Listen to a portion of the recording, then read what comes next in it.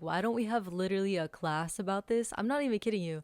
I genuinely wish we had a class, but instead, no, I was learning freaking algebra that I will never use in my life. I've never used it. But thank God I have that knowledge, right? Welcome back, my ladies and femmes, to another episode of the Pink and Powerful podcast. Today I thought it might be a good idea to talk about boundaries because they're so important, man. They're a big part of life. They can be really confusing to navigate, especially if you're a people pleaser. Hello, I'm a recovering people pleaser.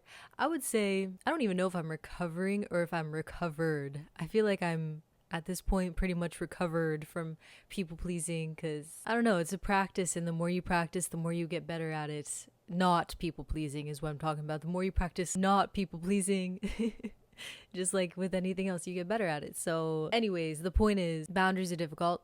And I just thought it would be helpful to make an episode to talk about them because I feel like I've gotten a better hang of them. And I just want to share what I've learned with you, and hopefully it will help you. So we all know what boundaries are, right? They're essentially like your standards, the way you do and don't want to be treated, what you will and won't tolerate, and they're basically what keep you safe mentally, emotionally, physically, with your time, digitally even. So yeah, they're pretty important, man. There's a misconception that boundaries are like walls and they're supposed to keep people out, or meant to keep people out, but that's not really what boundaries are for. Boundaries are actually bridges to healthier connections, and they really can protect your energy, your mental health, your relationships. So there's different types of boundaries. There's physical boundaries, which could have to do with personal touch or space, personal space or touch. There's emotional boundaries, which could have to do with managing others' emotional dumping, protecting your feelings, things like that. There's time, which is saying no to things that you don't want to do, or saying no to overcommitting yourself. There's digital, of course, with social media, you gotta have digital boundaries with like how much you're going to be on social media and everything. There's also work boundaries, so that can help with work-life balance and expectations from your coworkers, your boss, things like that. So when do you need to set a boundary? Now, I personally feel like it's good to set a boundary when you're starting to feel resentment, when you're feeling drained, overwhelmed, or anxious, or just like if you have an icky feeling. That's the best way I can put it, honestly. If you have an icky feeling and your intuition or your gut is alerting you that something's off, that's when you know it's time to set a boundary, or that could be a sign that your boundaries are being crossed. Also, if you notice reoccurring patterns in your relationship where you're feeling unheard or you're feeling disrespected or used, that could be time. That could mean it's time to set a boundary. Or if you're just feeling burnt out from saying yes too often, or from not really holding firm in your boundaries, that could also mean it's time. So how do you do it? This is the hardest part, I feel like, because sometimes if you're anything like me, you might feel like, oh, if I set a boundary, that's mean, or I don't want to be mean, or I don't want to hurt the person's feelings, or just you don't feel like you have the right to do it. Maybe you just feel guilty for doing it almost. You might even feel guilty for thinking about doing it, setting the boundary. But these are some helpful tips that will help you realize that it's not mean, and that will help you also not hurt the other's feelings, because you don't have to set boundaries really aggressively. You don't have to be rude about it. You can be gentle about it. You can be kind. You can be loving. There's times and places where you might have to be more stern, but I don't believe you have to set boundaries aggressively at all. And maybe one day you might have to do that, but I don't think that in most cases you have to do it aggressively. But here's some tips. So first of all, you can use I statements, such as I need time to recharge after work. That way they will understand it's not about them, it's about you and your mental health. Whatever you do, don't over explain, and try your best not to apologize. Just try to be clear, direct, and calm. Like I said, there's no need to like scream in somebody's face about your boundaries, especially if they don't know about them, or especially if it's your first time setting the boundary. Then yeah, you can do it very calmly and with compassion, I would say, I guess. And if you feel like you need to over explain, like somebody asks you, hey, can you go to my sister's cousin's best friend's daughter's birthday today? You don't have to be like, oh, I would, but I have to train my cat to be able to open the fridge for me. And then sadly, I also have like a stomach ache. And then also I have to do my dog's homework. And it's funny because then my dog ate the homework that I was supposed to do. So I have to somehow get that back. Like, you don't have to do all that. You could just literally be like, no, I can't. Unfortunately, I'm not able to. Sometimes the more simple, the better. And especially be honest. Be honest, because you don't need to make up all these fake excuses just in order to feel justified in you saying no to something. Just be honest. But anticipate pushback, because let me tell you something. People don't like when you set boundaries.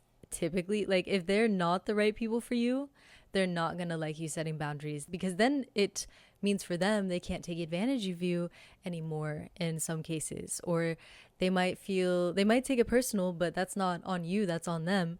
Especially if, like I said, if you're using I statements, then there's really no reason for them to take it personal. And if you've made it clear, like, this isn't about you, this is about me protecting myself, because boundaries aren't supposed to be about controlling other people. I think a lot of people get that confused too. It's not about controlling the other person. It's not about saying like, hey, you can't do this. It's about saying, hey, if you do this, then I'm going to need to do this. You know what I mean?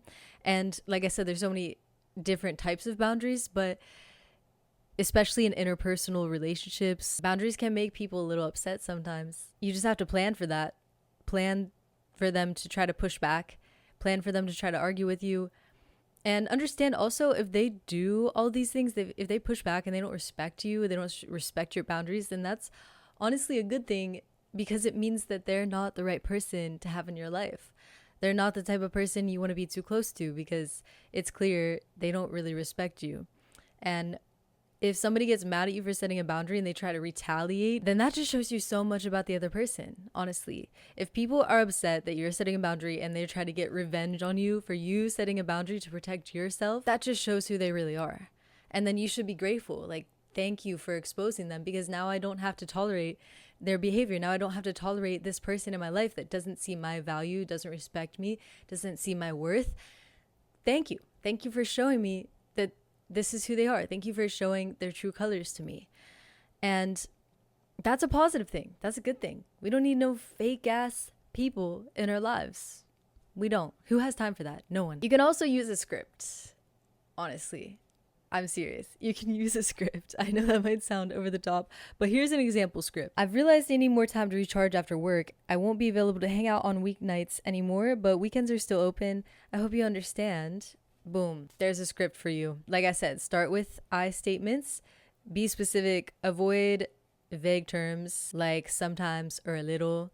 Like, try to avoid softening terms because you're afraid that you sound too aggressive. I know I know that, yes, you want to be gentle, but you don't need to make these terms to like shrink yourself and shrink your needs and your boundaries. You can still be firm.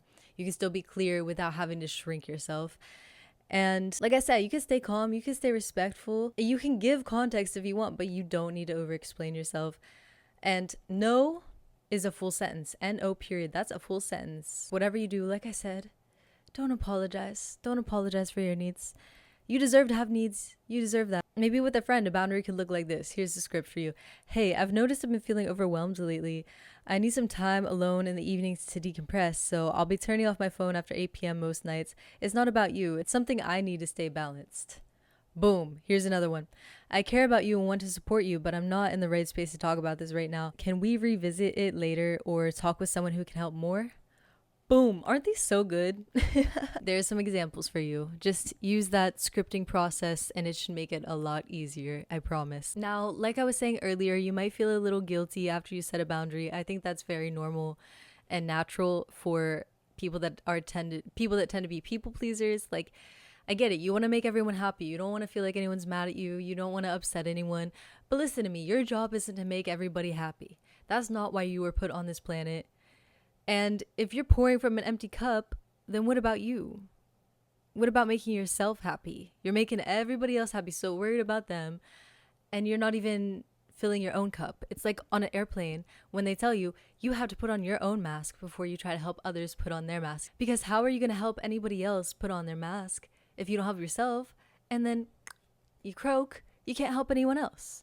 So it's so important to take care of yourself first, and it will honestly make your relationships so much better. Because if you're just feeling drained, resentful, angry, like just burnt out, how can you expect yourself to be the best version of who you are? Like, how can you expect yourself to be a good friend, a good partner, a good mom? Like, you aren't going to be able to give the best version of yourself because you're not taking care of yourself. That's why boundaries help relationships so much more, because when you're taking care of yourself, you're able to be a better person for those people around you, and then in turn the relationship will get healthier, of course. But just because you feel guilty doesn't mean you were wrong. The wrong type of people will benefit from your lack of boundaries, so just remember that too. It's not about being selfish, it's about taking care of yourself. Setting boundaries, no matter who tells you what, it's not selfish, it's self-care. With your boundaries, it's so important to be consistent and maintain them, because if people try to push back, you just gotta keep repeating the boundary. If people try to test your limits, keep repeating it. And if you set a boundary and then somebody does something to cross it, 1 time, 2 times, 3 times, 4, like if they cross it again and again and you're not holding your end of the boundary, let me think of examples. So let's say somebody that you're friends with calls you stupid jokingly, but you have a boundary. Hey, I don't like when people call me stupid. Please don't call me stupid, even if it's a joke. And if you call me stupid again, I'm going to have to remove myself from the conversation, or I'm going to have to take a week away to think about this relationship or reevaluate, or like if you continue to cross this boundary, I don't think that I want to maintain this friendship anymore. You know, it could be anything like that. But let's say they keep crossing the boundary. They keep calling you stupid, even after you've stated the boundary once, even 1 time. Honestly, if you state it once and they do it again, that's kind of enough in my opinion. But hey, if you want to give them a second chance, let's say they do it a 3rd time and you don't hold up what you said you were going to do. Let's say you just let it slide again and again, even though you told them like, hey, if you keep doing this, I'm going to have to reevaluate. I'm going to have to end the friendship. If you don't actually end the friendship and you just keep tolerating it and keep being their friend, the boundary isn't going to work.